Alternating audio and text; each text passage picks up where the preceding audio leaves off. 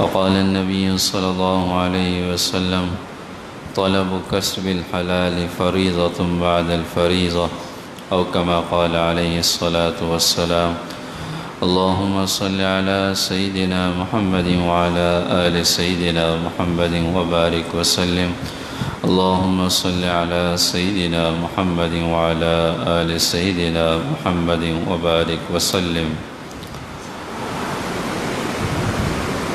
قرآن و حدیث میں ہمیں یہ بات معلوم ہوتی ہے کہ رزق حلال کمانا یہ ایمان کے بنیادی ستونوں میں سے ایک ستون ہے. ایمان کے بنیادی ستونوں میں سے ایک ستون اس لیے ہے کہ جو انسان رزق حلال کماتا ہے اور رزق حلال کھاتا ہے، اللہ اس کے دل کے ایمان کو منور کرتا رہتا ہے.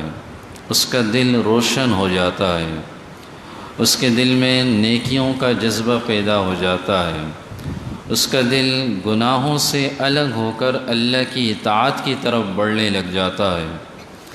اسی لیے حضور علیہ السلام نے ارشاد فرمایا کہ جو بھی بندہ مومن 40 دن تک اپنے پیٹ میں حرام کا ایک لقمہ بھی نہیں ڈالے گا تو کہا اللہ اس کے دل کو منور کر دے گا.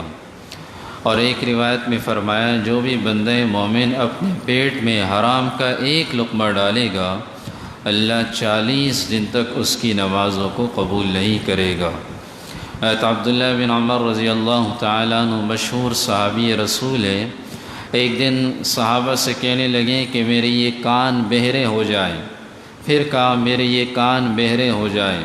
پھر کہا میرے یہ کان بہرے ہو جائے اگر میں نے حضور سے خود یہ بات نہ سنی ہو کہ حضور نے فرمایا کہ جس آدمی نے 10 درہم کا کپڑا خریدا اور 10 درہم کے کپڑے میں 1 درہم بھی حرام کا تھا تو اللہ اس کی دعاؤں کو، اس کی نمازوں کو قبول نہیں کرے گا. ایک روایت میں حضور علیہ السلام نے فرمایا کہ اللہ مسافر کی دعاؤں کو قبول کرتا ہے.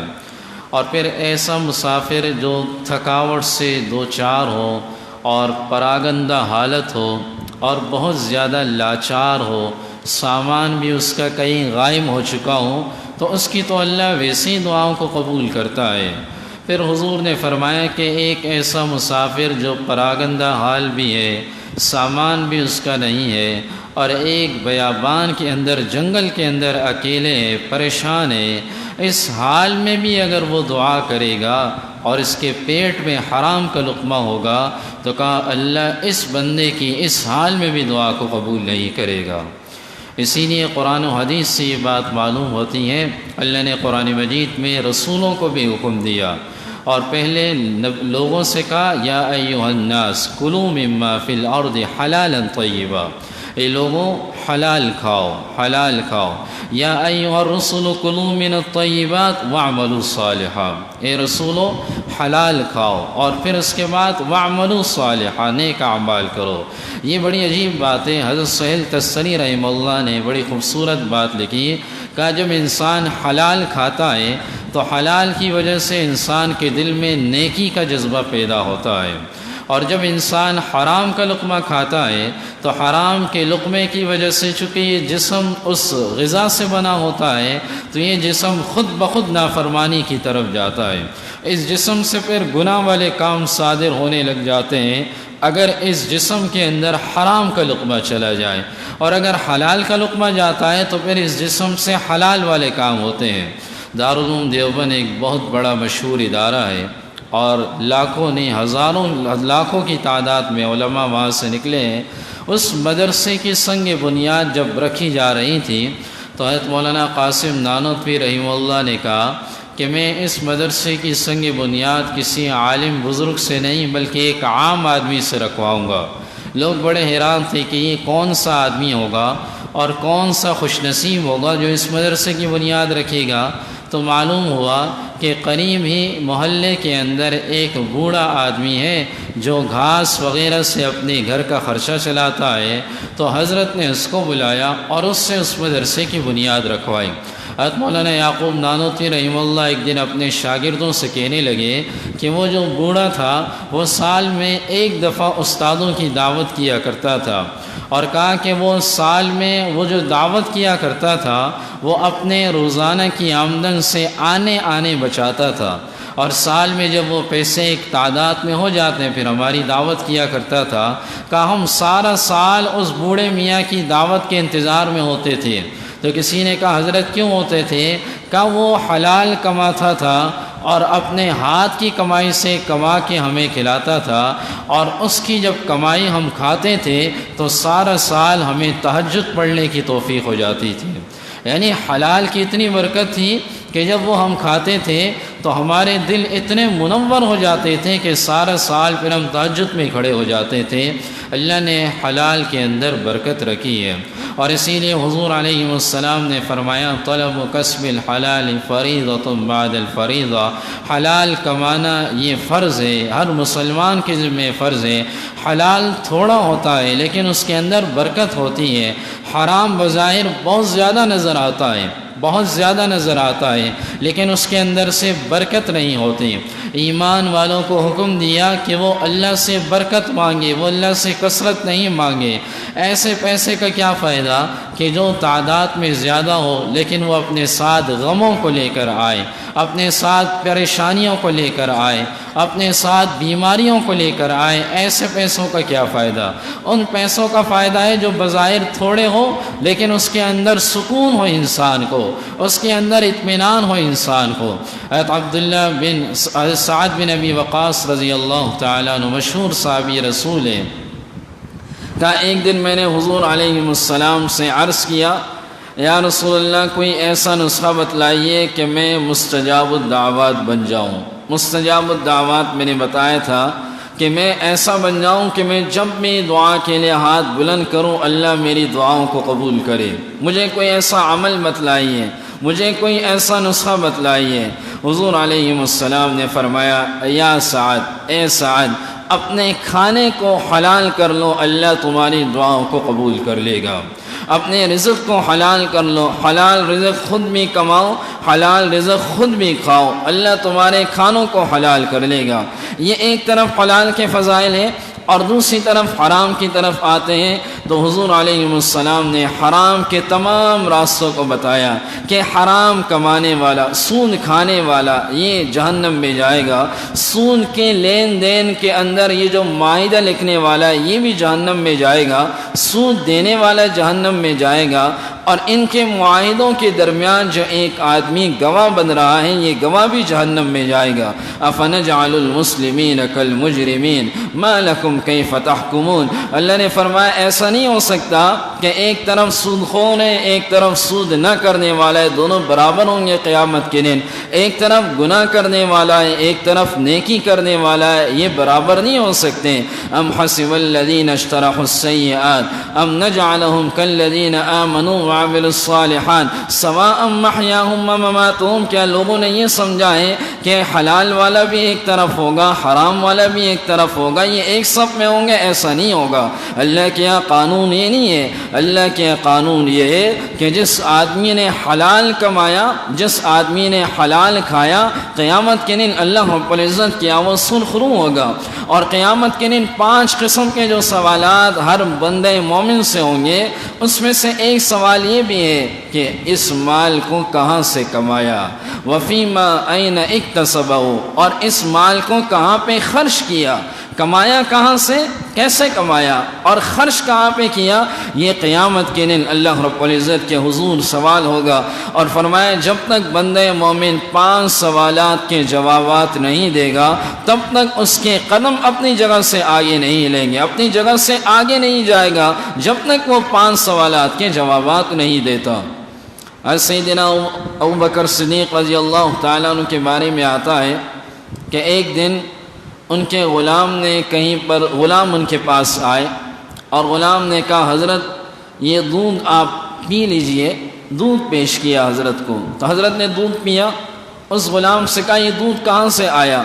اس غلام نے کہا وہ فلاں زمانے جاہلیت میں میری فلاں گھرانے سے دوستی تھی، اور فلاں گھرانے والوں نے مجھے بلایا، ان کے یہاں کوئی بیمار تھا، میں نے کچھ اپنی طرف سے پڑھ کر دم کر دیا، یعنی کچھ بھی کر دیا، تو انہوں نے مجھے یہ کچھ ہدیے میں دیا اور یہ میں نے آپ کی خدمت میں پیش کر دیا۔ اور سیدنا صدیق اکبر رضی اللہ تعالیٰ عنہ نے یہ بات سنی تو بڑے ناراض ہوئے اور اپنی انگلیاں اپنے حلق میں ڈالنے لگے۔ غلام نے کہا کیا کر رہے ہو؟ کہا مجھے شک لگ رہا ہے کہ یہ جو آپ نے مجھے پلایا ہے یہ صحیح حلال کا ہے بھی یا نہیں، اور وہ جس گھر سے آیا ہے یہ گھر زمانے جاہلیت کے لوگ ہیں، مسلمان نہیں ہے، تو مجھے شک لگ رہا ہے۔ تو اپنی انگلیاں اپنے حلق میں ڈال کے قے کی، اس کے بعد کہا اب مجھے اطمینان ہوا ہے کہ اب میرے اندر کوئی حرام کا لقمہ، کوئی حرام کی غذا نہیں گئی، اب مجھے اطمینان ہوا ہے۔ رسول اللہ صلی اللہ علیہ وسلم نے ارشاد فرمایا جو گوشت حرام کی غذا سے بنا ہوگا تو وہ جہنم کے اندر جانے کی سب سے مستحق ہے کہ وہ گوشت جہنم کے اندر جائے، اس لیے کہ یہ جو گوشت بنا ہے، یہ جو انسان کے اوپر گوشت بنا ہے یہ حرام سے بنا، یہ حلال سے نہیں بنا۔ اور ایک طرف رشوت والوں کو فرمایا کہ لعن اللہ الراشی والمرتشی، اللہ کی لعنت ہے رشوت دینے والے پر اور اللہ کی لعنت ہے رشوت لینے والے پر۔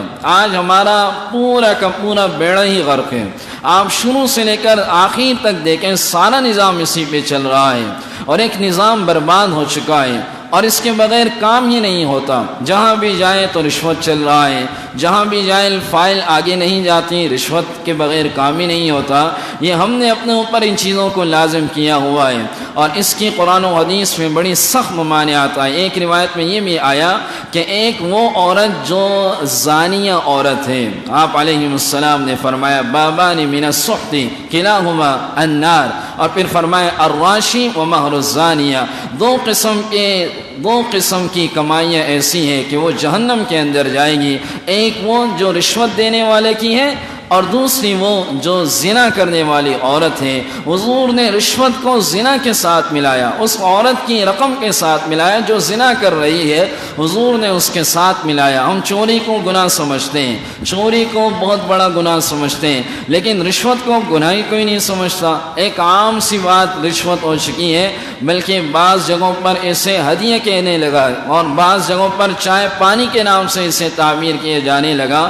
یاد رکھیے شراب کو کوئی پانی کہہ کے بیچے تو وہ پانی نہیں ہوگا، وہ شراب ہی ہوگا۔ شراب کو کوئی شہد بیچ کے بیچے وہ شراب ہی ہے، وہ شہد نہیں بن سکتا۔ اسی طرح اگر کوئی رشوت کی رقم کو اپنے لیے ہدیہ بنائے تو وہ ہدیہ کبھی نہیں ہوگا۔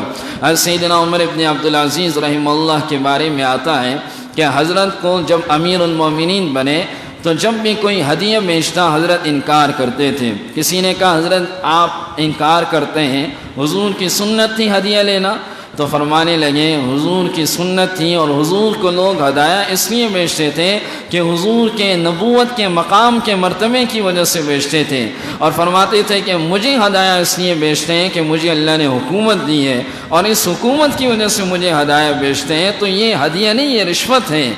سیدنا عمر فاروق رضی اللہ تعالیٰ عنہ کو ایک آدمی ہر سال ایک اونٹ کا ران بیچتا تھا، اونٹ ذبح کر کے ایک پورا ران حضرت کی خدمت میں بیچ دیا کرتا تھا۔ چنانچہ ایک سال اس آدمی کا کیس آیا، جو آدمی ران بیچا کرتا تھا وہ حضرت کے دربار میں اس کا ایک فیصلہ آ گیا، تو اس نے باتیں کرتے کرتے کہا کہ حضرت ہمارے درمیان ایسا فیصلہ کرنا کہ جیسا کہ اونٹ کو ران سے الگ کیا جاتا ہے، اونٹ کے گوشت کو ران سے الگ کیا جاتا ہے۔ اس نے اشارہ دے دیا، اس نے اپنے اس تعلق کا اشارہ دے دیا۔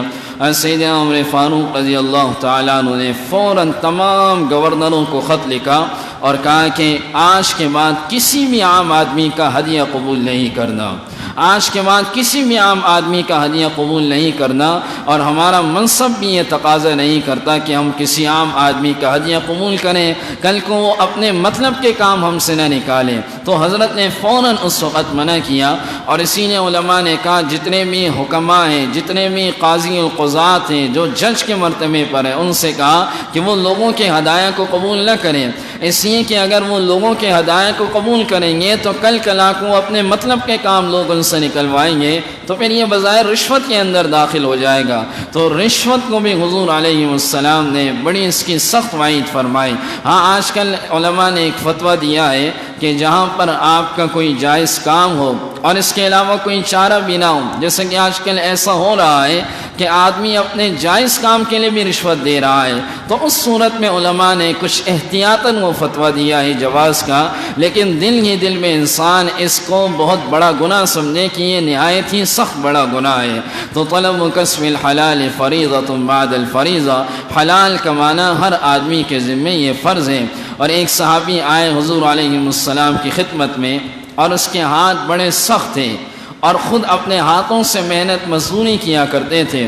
تو جیسے حضور سے مصافحہ کیا، حضور نے اس کے ہاتھوں کو دیکھا تو آپ نے اس کے ہاتھوں کو چھوا، اور چھونے کے بعد فرمایا القاسم حبیب اللہ، حلال کمانے والا یہ اللہ کا دوست ہے. القاسم حبیب اللہ، حلال کمانے والا یہ اللہ کا دوست ہے، حلال کمانے والا یہ اللہ کا دوست ہے.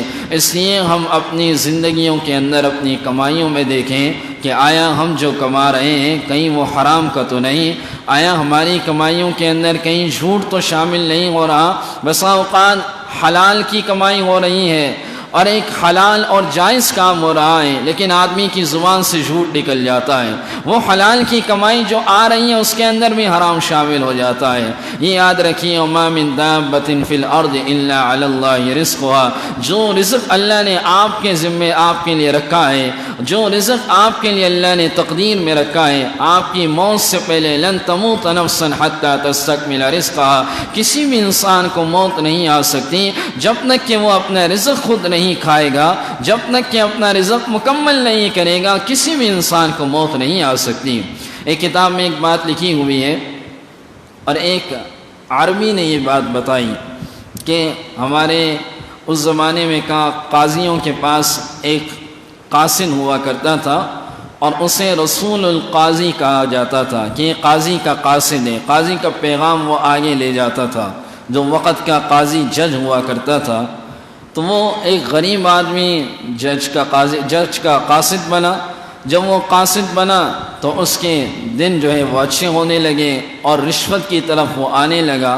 جب دن اچھے ہونے لگے آہستہ آہستہ یہ آدمی ایک اچھے پیسوں کا مالک بنا، اور مالک بننے کے بعد اچانک اس کا انتقال ہو گیا. کہا جہاں پر اس کو دفنایا تھا، دفنانے کے بعد 1 سال بعد اس کے قریب ایک قبر کھودی جا رہی تھی. کہا جب وہ جیسے ہی قبر کھودی تو اس کے قبر کی تھوڑی سی دیوار گری، اور جیسے وہ گری تو اندر ہم نے ہیبت ناک منظر دیکھا. کیا دیکھا؟ کہ ایک بہت بڑا کالا کتا دیکھا جو اس کو نوچ نوچ کے کھا رہا تھا. کہ جب ہم نے وہ منظر دیکھا ہم اتنے گھبرا گئے کہ ہم نے گھبراہٹ اور دہشت کی وجہ سے ہم نے فوراً مٹی ڈالی، اس کو بند کرنا بھی گوارا نہ کیا، اور ہم نے معلوم کیا تو پتہ چلا کہ یہ آدمی رشوت لیا کرتا تھا، یہ آدمی حرام کی کمائی کھایا کرتا تھا. تو یاد رکھیے آج ہماری اولادیں جو نافرمان ہیں اس کی بنیادی وجہ یہ ہے کہ ہم نے اپنی اولادوں کے پیٹوں میں جو ڈالا ہے اس کی وجہ سے وہ نافرمان ہیں. اگر ہم چاہتے ہیں ہماری اولادیں فرما بردار بن جائیں، ہمارا گھرانہ ہماری بات مانے، تو اس کے لیے سب سے پہلی سیڑھی یہ ہے کہ جو آپ کما کے لا رہے ہیں اور جو آپ کھلا رہے ہیں وہ حلال کی غذا ہو، حرام کی غذا نہ ہو. اللہ رب العزت عمل کی توفیق عطا فرمائے. آمین. الحمدللہ رب العالمین، والصلاة والسلام علی رسولہ محمد وعلی آلہ وصحبہ اجمعین. ربنا ظلمنا انفسنا وإن لم تغفر لنا وترحمنا لنكونن من الخاسرین. ایک نمازی